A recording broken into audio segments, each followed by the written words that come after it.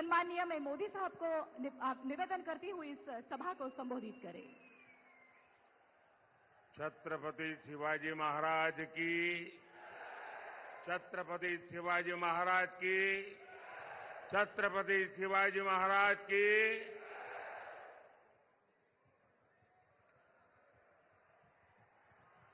इथे मंचावर खासदार आहे,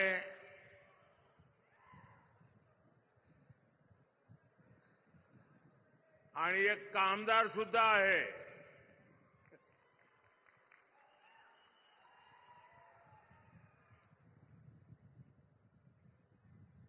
यहां बोलते हैं ना येलकोट येलकोट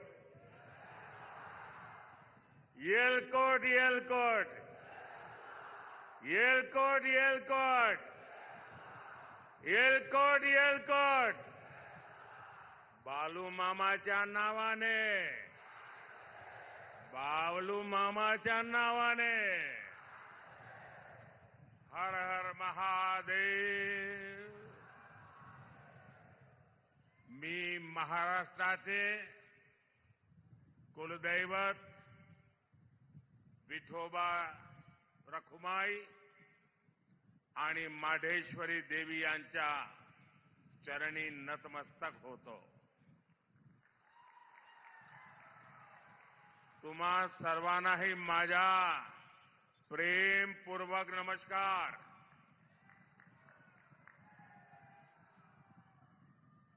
छत्रपति शिवाजी महाराज की इस पवित्र भूमि को मैं श्रद्धापूर्वक नमन करता हूं। ये धरती संतों की है। वारकरी संप्रदाय, अनेक संतों का आशीर्वाद हम सबके ऊपर है। उनकी प्रेरणा से आज मोदी विकसित भारत के लिए आपसे आशीर्वाद मांगने आया है। सबसे पहले तो मैं क्षमा मांगता हूं। क्षमा इस बात की कि हमारे देश के पॉलिटिशियनों ने ऐसी आदत डाली है कि सभा अगर 11 बजे घोषित होती है तो नेता 1 बजे आता है, और जनता को भी धीरे धीरे आदत लग गई, हां यार वो तो 1 बजे आएंगे। अब मेरी मुसीबत है कि मैं समय पे आ जाता हूं, और उसके कारण बहुत से नागरिकों को अन्याय होता है। मैं आया हूं तब से देख रहा हूं पूरा जुलूस आ रहा है वहां से। अब इतनी बड़ी तादाद में जो लोग आ रहे हैं, मैं उनको मेरी बात नहीं कह पाऊंगा। इसलिए जो अभी पहुंचे नहीं हैं, मैं उनके भी पहले से क्षमा मांगता हूं, क्योंकि आगे के कार्यक्रम में जाने के लिए मैं अपनी बात करके चला जाऊंगा। तो आप कृपा करके मुझे क्षमा कीजिए। आप इतने दूर दूर से आते होंगे, गांवों से आते होंगे और इस सभा के लिए आते होंगे, लेकिन मेरी कठिनाई है कि मैं आपके दर्शन किए बिना आगे निकल जाऊंगा। तो मैं क्षमा करके मेरी बात शुरू करता हूं। लेकिन साथियों, ये जो हुजूम मैं देख रहा हूं, वहां धूप में भी इतने लोग खड़े हैं, ये प्यार, ये बहुत बड़ी ताकत होती है जी। इतनी बड़ी तादाद में माताएं बहनें आशीर्वाद देने आए। जीवन में इससे बड़ा सौभाग्य क्या होता है जी। पिछले 10 साल में आपने जब से मुझे काम दिया है, अपने शरीर का कण कण और समय का पल पल सिर्फ और सिर्फ नम्र भावपूर्वक आपकी सेवा में लगाया है।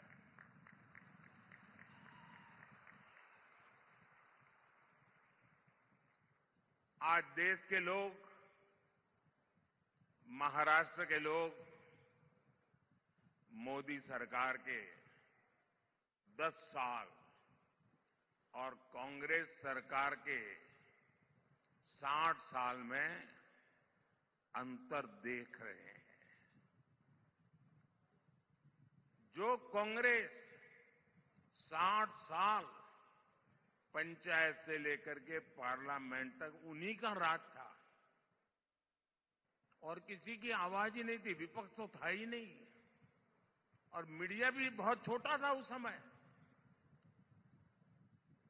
लेकिन 60 साल में जो नहीं कर पाए, ये आपके सेवक ने 10 साल में करके दिखाया है।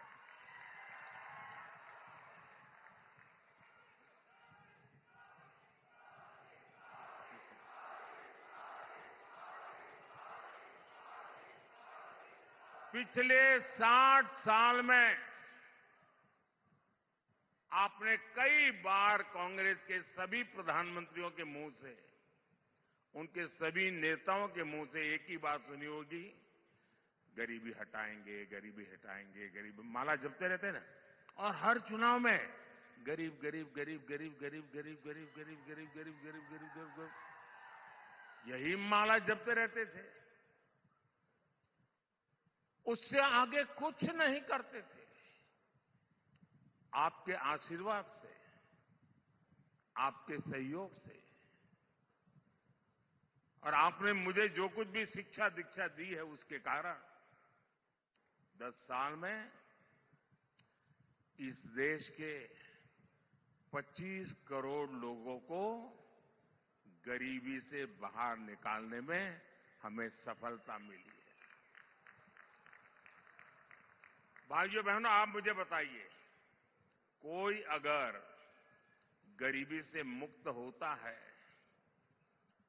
तो आपको अच्छा लगता है कि नहीं लगता है? कोई गरीब का भला हो तो आपको अच्छा लगता है कि नहीं लगता है? जरा माताएं बहनें बताएं, अच्छा लगता है कि नहीं लगता है? अच्छा लगता है। अगर किसी को गरीबी से बाहर निकालते हैं तो हमें पुण्य मिलता है कि नहीं मिलता है? पुण्य मिलता है कि नहीं मिलता है? ये 25 करोड़ लोग गरीबी से बाहर निकले तो इसका पुण्य किसको मिलेगा? इसका पुण्य किसको मिलेगा? इसका पुण्य किसको मिलेगा? इसका पुण्य किसको मिलेगा? इसका पुण्य किसको मिलेगा? मोदी को नहीं मिलेगा। ये जो 25 करोड़ गरीबी से बाहर आए हैं ना, वो जो आशीर्वाद दे रहे हैं, उस पुण्य के हकदार सिर्फ और सिर्फ आप लोग हैं, क्योंकि आपने वोट देकर मोदी को ये काम करने के लिए कहा था और इसलिए इस पुण्य के सच्चे अधिकारी आप हैं। आज 80 करोड़ देशवासियों को उनकी थाली भरी हुई रहती है, उनका चूल्हा जलता रहता है, उनका बच्चा भूखा नहीं सोता है, 80 करोड़ लोगों को मुफ्त खाना मिलता है। इसका पुण्य किसको मिलता है? आपको मिलता है। आपने मोदी को वोट देकर के ये पुण्य कार्य करने के लिए भेजा है। साथियों, जब देश में मजबूत सरकार होती है तो उसका ध्यान वर्तमान के साथ ही भविष्य की योजनाओं पर भी होता है। यही सोचकर आज भाजपा सरकार रेल, रोड, एयरपोर्ट पर अभूतपूर्व खर्च कर रही है। जितना कांग्रेस सरकार ने अपने 10 साल में खर्च किया, उतना आज हम 1 साल में खर्च कर रहे हैं। तभी तो आज आप हर तरफ आधुनिक इंफ्रास्ट्रक्चर देख रहे हैं। इसका सीधा लाभ भगवान विट्ठल की इस धरती को भी हो रहा है। यहां पालकी मार्ग हो, रेलवे का काम हो, एयरपोर्ट का काम हो, ऐसे हर काम पर महायुति की हमारी सरकार तेजी से काम कर रही है। भाइयों और बहनों, महाराष्ट्र की जनता जब प्यार देती है, जब आशीर्वाद देती है, तो कोई कसर नहीं छोड़ती है। लेकिन अगर कोई अपना वचन पूरा नहीं करता, तो महाराष्ट्र की जनता उसे भी बराबर याद रखती है। रखती है कि नहीं रखती है? और हिसाब बराबर समय आने पर चुकता करती है कि नहीं करती है? अब देखिए, 15 साल पहले एक बहुत बड़े नेता यहां चुनाव लड़ने के लिए आए थे।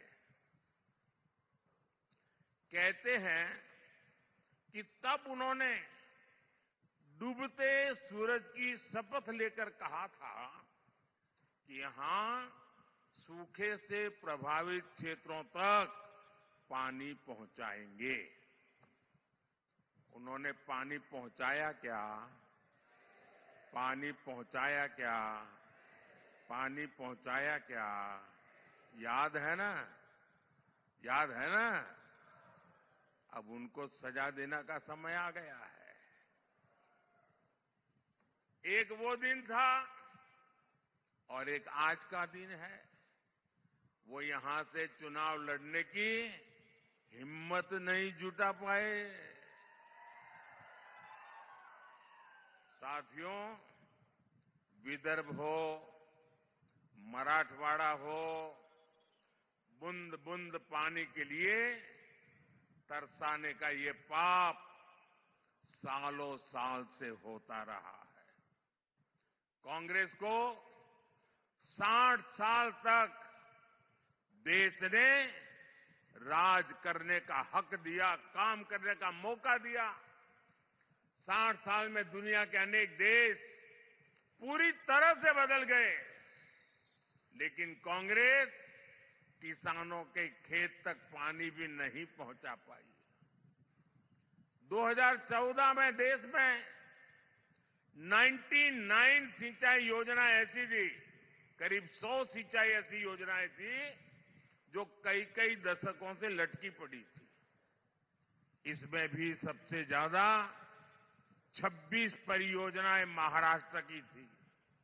सोचिए कितना बड़ा धोखा इन लोगों ने महाराष्ट्र को दिया है।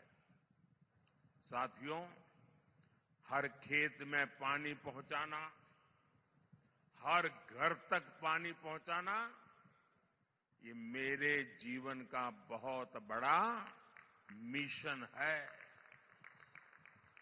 2014 में सरकार बनने के बाद मैंने पूरी शक्ति इन सिंचाई परियोजनाओं के ऊपर लगा दी। आज कांग्रेस की लटकाई वो करीब करीब 100 सिंचाई परियोजनाओं से 63 परियोजनाएं पूरी हो चुकी है। जिस नीलवांडे डैम का इंतजार 50 सालों से हो रहा था, उसे हमने पूरा करवाया। गोसीखुर्द परियोजना का ज्यादातर काम एकनाथ जी, अजित दादा और देवेंद्र जी की टीम तेजी से पूरा कर रही है। हमारी सरकार 5 साल में ही 11 करोड़ से ज्यादा घरों तक नल से जल पहुंचा चुकी है। 10 साल में माइक्रो इरिगेशन का दायरा भी 2 गुने से अधिक बढ़ा है। इसका लाभ यहां केले की पैदावार से जुड़े किसानों को भी हो रहा है। साथियों, जब देश की आजादी के 75 साल हुए, इतना बड़ा उत्सव था, कोई और नेता होता तो क्या करता? कोई एक बड़ा स्तंभ खड़ा कर देता, उस पर अपना नाम लिखवा देता, कोई ऐसी चीज बना कर देगा खुद के नाम पर जड़ देता। लेकिन देश जब आजादी के 75 साल मना रहा था, तब मोदी को खुद के लिए कुछ करने का विचार नहीं आया, सरकार का नाम कमाने का विचार नहीं आया। तब मैंने संकल्प लिया था कि देश के हर जिले में 75 साल के निमित्त 75 अमृत सरोवर बनवाऊंगा।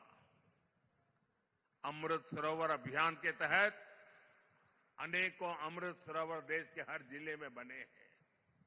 ये अमृत सरोवर मेरे दिमाग में मेरा किसान था, मेरे दिमाग में खेत था, मेरे दिमाग में सूखे खेतों को पानी पहुंचाने का एक संकल्प था। ये अमृत सरोवर आज की नहीं बल्कि आने वाली पीढ़ियों को भी बहुत काम आने वाले हैं। साथियों, ये हमारा महाराष्ट्र तो सहकारिता की धरती है। यहां के हमारे शुगर कोऑपरेटिव की किसानों को सशक्त करने में बहुत बड़ी भूमिका रही है। मोदी देश की पूरी ग्रामीण अर्थव्यवस्था में सहकारिता के दायरे को बढ़ाने के लिए प्रतिबद्ध है। इसलिए 2019 में जब आपने फिर पूर्ण बहुमत की सरकार बनाई तो हमने पहली बार देश में सहकारिता के लिए अलग मंत्रालय बनाया, अलग मिनिस्ट्री बनाई। हमने देश भर में 10,000 किसान उत्पादक संघ एफपीओ बनाने का अभियान शुरू किया, जिसमें से 8,000 बन भी चुके हैं। यहां महाराष्ट्र में एफपीओ शानदार काम कर रहे हैं। ऑनलाइन बिक्री से लेकर एक्सपोर्ट तक यहां के हमारे किसान उत्पादक संघों का दायरा लगातार बढ़ रहा है। ये हमारी पीएससीज, उनको भी मजबूत किए जा रहा है। इनको सरकार की अनेक दूसरी योजनाओं की सेवाएं देने के लिए भी तैयार किया जा रहा है। आने वाले 5 वर्षों में सरकार का लक्ष्य 2 लाख सहकारी समितियां बनाने का है। साथियों, आप सभी जानते हैं कि जो छोटा किसान होता है उसके पास भंडारण की पर्याप्त सुविधा नहीं होती है, इसलिए उसे मजबूरी में कम दाम पर अपनी उपज बेचनी पड़ती है। अब हमने दुनिया की सबसे बड़ी अन्न भंडारण योजना पर काम शुरू किया है। इसकी जिम्मेदारी भी सहकारी संस्थाओं को दी गई है। इससे किसान को अपने हिसाब से उपज मार्केट में लाने का विकल्प मिलेगा। बीजेपी ने अपने संकल्प पत्र में प्याज, टमाटर और आलू किसानों की उपज की भी चिंता की है। आने वाले 5 साल में देश भर में विशेष स्टोरेज क्लस्टर बनाए जाएंगे। इसका बहुत बड़ा फायदा महाराष्ट्र के प्याज किसानों को होगा। साथियों, ये अगाड़ी वाले किसानों को लेकर के बड़ी बड़ी बातें आज करते हैं। 2014 से पहले जब इनकी सरकार थी तब क्या स्थिति थी, एक किसानों को याद दिलाना मेरा दायित्व है। और मैं यहां किसी की आलोचना करने नहीं आया। मैं देश की जनता को, महाराष्ट्र की जनता को, मेरे देश के किसानों को सच्चाई से अवगत कराना चाहता हूं। 10 साल जब रिमोट कंट्रोल वाली सरकार चलती थी तब यहां के कद्दावर नेता देश के कृषि मंत्री थे।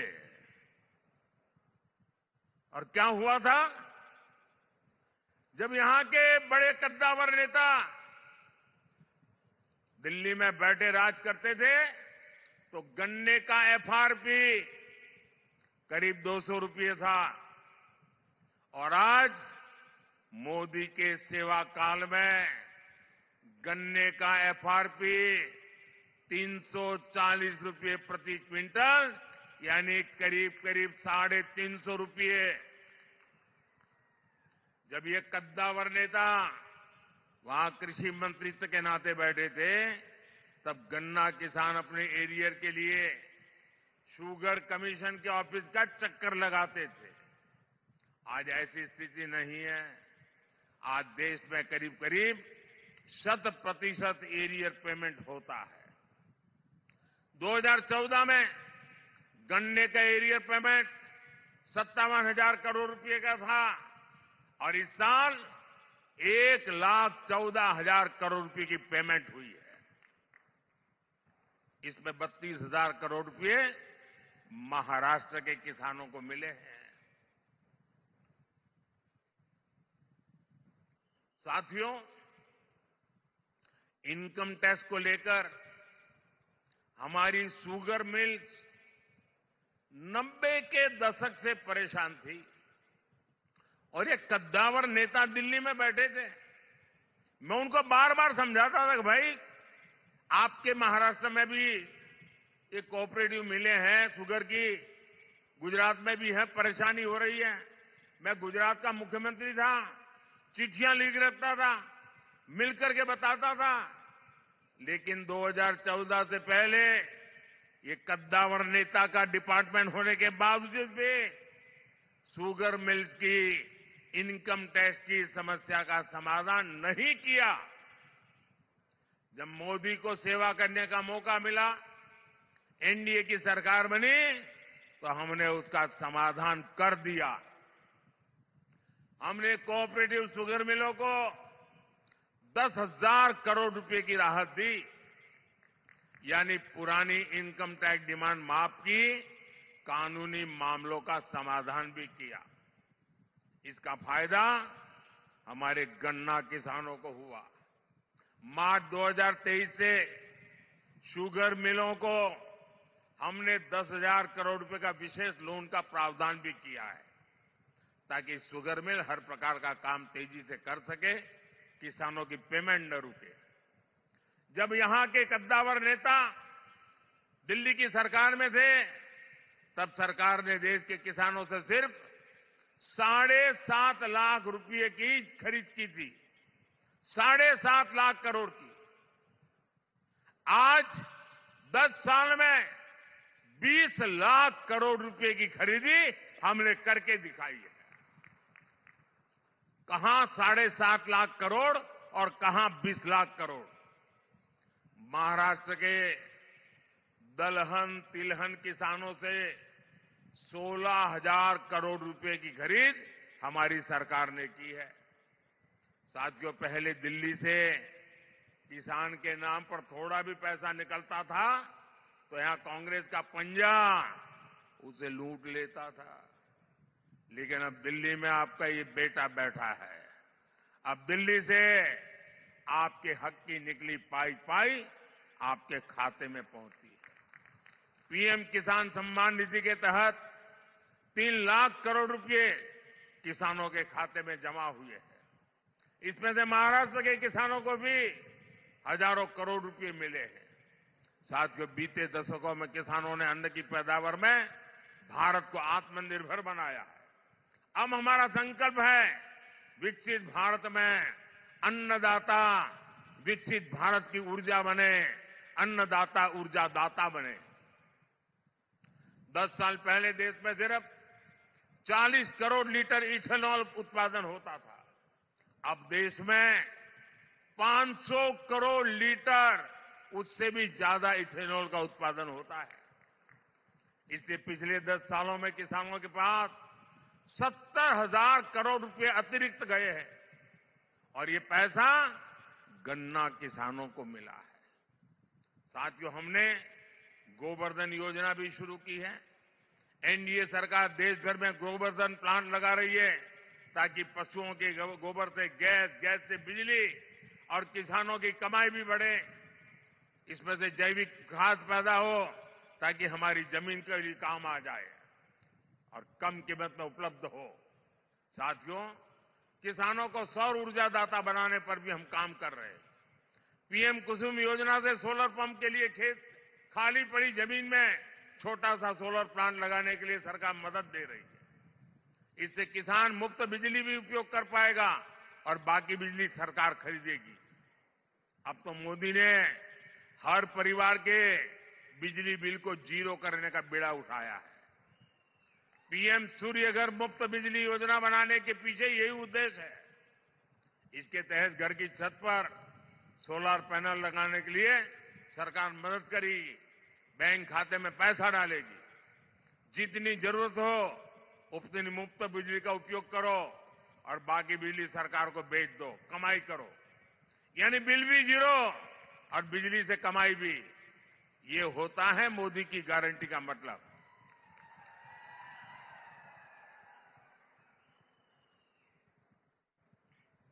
भाइयों बहनों, विकसित भारत बनाने में देश की नारी शक्ति की बहुत बड़ी भूमिका है। मोदी गांव की अपनी करोड़ों बहनों को सशक्त करने में जुटा है। 10 वर्ष में हमने 10 करोड़ बहनों को स्वयं सहायता समूहों से जोड़ा है। आज ये बहनें गांव की अर्थव्यवस्था को गति दे रही है। हमारे प्रयासों से कुछ समय के भीतर 1 करोड़ बहनें लखपति दीदी बनी है। आंकड़ा बहुत बड़ा है। 1 करोड़ बहनें मेहनत करके, कमाई करके लखपति दीदी बनी है। और अब मोदी ने गारंटी दी है कि मैं 3 करोड़ बहनों को लखपति दीदी बनाऊंगा। और तभी तो हिंदुस्तान कोने कोने से हर मां, हर बहन, हर बेटी एक ही बात कह रही है, फिर एक बार, फिर एक बार, फिर एक बार। भाइयों और बहनों, भाजपा के इन प्रयासों के बीच आपको कांग्रेस की एक्सरे मशीन के सावधान रहना है। कांग्रेस के नेता, कांग्रेस के साझादे गली गली में घूम करके कह रहे हैं कि उनको मौका मिलेगा तो वो आपका एक्सरे निकालेंगे। आपके लॉकर में क्या पड़ा है, आपके बैंक में क्या खाते में पड़ा है, आपके घर में कितना सोना पड़ा है, कितने पैसे पड़े हैं, ये सारा उसका हिसाब किताब लगाएंगे। और फिर कहते हैं वो हम बांट देंगे, ज्यादा जो है ले लेकर के बांट देंगे। इतना ही नहीं, वो एक ऐसे टैक्स की बात कर रहे हैं। आज आप हर मां बाप मेहनत करके कुछ न कुछ बचत करता है, अपनी जरूरत को कम करके बचत करता है, क्योंकि उसके मन में रहता है कि मरने के बाद बच्चों को कुछ दे करके जाऊं, अपने संतानों को कुछ दे करके जाऊं। और इसलिए वो कुछ न कुछ बचत करता है। अब ये कहते हैं जो बचत करते हैं आप, उस पर सिर्फ आपके संतानों का हक नहीं होगा, उस पर सरकार का भी हक होगा। और जो भी आपने बचाया है बच्चों के लिए, वो बच्चों को जाने से पहले आधा से ज्यादा सरकार ले लेगी। अगर आपके पास 10 एकड़ की जमीन है, अब आपको 10 एकड़ की जमीन बच्चे को नहीं दे पाएंगे, 5 एकड़ सरकार ले लेगी। आपने गांव में एक घर है, शहर में एक घर बनाया है, तो घर गया समझ लीजिए। अब मुझे बताइए, आपको ऐसी सरकार चाहिए क्या जो आपकी मेहनत का पैसा लूट ले? ऐसी सरकार चाहिए क्या? आपकी संपत्ति छीनने का उनका इरादा, ये खतरनाक इरादा है। ये मार्क्सवादियों का विचार है, इन नक्सलवादियों का विचार है। और इसलिए ऐसे लोगों से एक भी आदमी जीत करके दिल्ली नहीं जाना चाहिए। इन सब से आपको कांग्रेस से सतर्क रहने की जरूरत है। और उनके सारे साथी भी ऐसे ही है। साथियों, आज अयोध्या में 500 साल के बाद भव्य राम मंदिर बना। राम मंदिर बनने से हर कोई खुश है। आप खुश है कि नहीं है? अब मुझे बताइए भाई, ये अंग्रेजों के जाने के बाद, देश आजाद होने के बाद पहले ही दिन राम मंदिर का काम शुरू होना चाहिए था कि नहीं होना चाहिए था? इतने साल क्यों लटका रहा? क्योंकि उनकी वोट बैंक की राजनीति थी, उनके वोट बैंक की चिंता थी, आपकी आस्था की चिंता नहीं थी, आपकी भावना की चिंता नहीं थी, आपकी श्रद्धा की चिंता नहीं थी। कांग्रेस के पास मौका था, लेकिन कांग्रेस ने इस पवित्र काम में सिर्फ रुकावटें पैदा की। जिसकी राम में आस्था होगी वह ऐसे काम कभी नहीं कर सकता। कांग्रेस की राम में ना आस्था है और ही उसके पास ऐसा एहसास है, और उनके सारे चेले चपाटे भी यही है। ऐसा काम कोई डरी हुई पार्टी नहीं कर सकती, तुष्टीकरण के दबाव से गिरी हुई पार्टी नहीं कर सकती। ऐसा करने के लिए जो साहस चाहिए होता है, वो साहस मोदी ने दिखाया है। और डंका की चोट पर 500 साल का इंतजार खत्म हो गया, राम मंदिर बन गया। और ये कहते थे राम मंदिर बनेगा तो आग लग जाएगी। कोई आग लगी क्या? मंदिर बना कि नहीं बना? और भाइयों बहनों, 500 साल के बाद जो सपना पूरा हुआ है ना, उसका कारण आपका एक वोट है, आपके वोट की ताकत है, जिसने 500 साल के इंतजार को खत्म किया है। इस पुण्य के हकदार आप हैं, जिनके वोट की वजह से पवित्र काम पूरा हुआ। भाइयों और बहनों, आपका वोट मजबूत भारत के लिए, एक मजबूत सरकार बनाने के लिए पड़ना चाहिए। अब मुझे बताइए, जिनके पास कभी 400 एमपी हुआ करते थे, वो पार्टी आज 250 पौने 300 लोगों को चुनाव नहीं लड़ा पा रही है। अगर सरकार बनानी हो तो 272 तो सीट चाहिए भाई। वो इतनी लड़ा नहीं रहे, तो सरकार बनेगी कैसे? जीतेंगे कैसे? और इसलिए जो सरकार बनाने के लिए लड़ ही नहीं रहे हैं, तो उनके लिए आपका वोट बर्बाद करने की जरूरत क्या है? और इसलिए मैं आपसे आग्रह कर रहा हूं कि आप वोट दे करके सरकार को मजबूत बनाइए। और आप जब वोट देंगे ना, वो वोट सीधा सीधा मोदी के खाते में जाने वाला है।